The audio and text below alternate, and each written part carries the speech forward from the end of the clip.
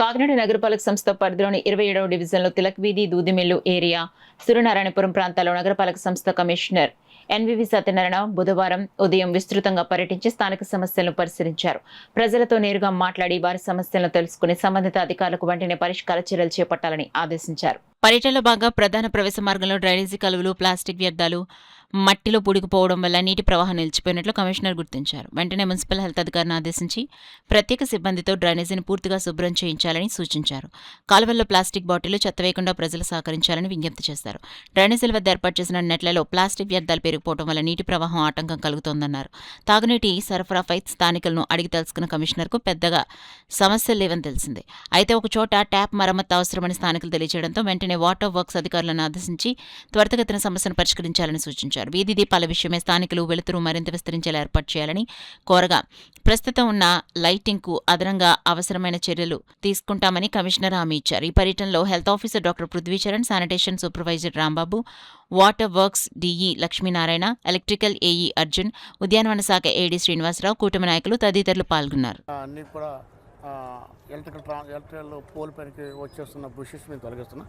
ఆ ట్రాన్స్ఫర్ దగ్గర వెళ్ళడానికి కొంచెం మేము భయపడుతున్నాం. అది కొంచెం ఎలక్ట్రికల్ ఫార్మ్స్, ఎలక్ట్రికల్ డిపార్ట్మెంట్ వారు కూడా దగ్గర ఉంటే they have to with the cooperation with them we can do it. Welcome. తర్వాత కొన్ని వికెట్ ప్లాట్స్ చాలా చోట ఉన్నాయి. వికెట్ ప్లాట్ ఉన్న చోట మనకి కొంతమంది పబ్లిక్లో స్నేక్స్ అవి వస్తున్నాయని కొంచెం అంటున్నారు. దానికి వికెట్ ప్లాట్ ఓనర్స్ కూడా మనం ఆల్రెడీ నోటీసులు ఇస్తున్నాము, ఇంటిమేట్ చేస్తున్నాము. That is this things.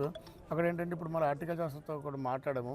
ఎక్కడైతే మనకు ఇచ్చే చోట్ల కొన్ని ఇబ్బందికరమైన ప్రదేశాలు ఉన్నాయో అక్కడ మన హార్టికల్చర్ డిపార్ట్మెంట్తో కూడా మాట్లాడి వాటిని అన్నింటినీ మనం ప్రివెంట్గా చేయలేము. కానీ కొన్ని చోట్లకి ఏదైనా యాంటీ స్నేక్స్ సంబంధించిన చర్యలు తీసుకోవడానికి we will take action sir. You can make at that things. ఇక నాలుగో విషయం చూసినట్లయితే డోర్ టు డోర్ గార్బేజ్ మనం వేగంగా చేస్తున్నాము. ఇక్కడ ఎంహెచ్ఓ కూడా చెప్పేది ఏంటంటే ప్రతి వారు కూడా తడి చెత్త పొడి చెత్త వేరు చేసేవ్వండి. వాళ్ళు డెఫినెట్గా మన వాళ్ళు తీసుకెళ్తున్నారు. ఇప్పుడు స్వయంభూ వెహికల్స్ మొత్తం వెహికల్స్ 84 వెహికల్స్ మన ఇంటికి వస్తున్నాయి. ప్రతి డోర్ టు డోర్ చేస్తున్నాము.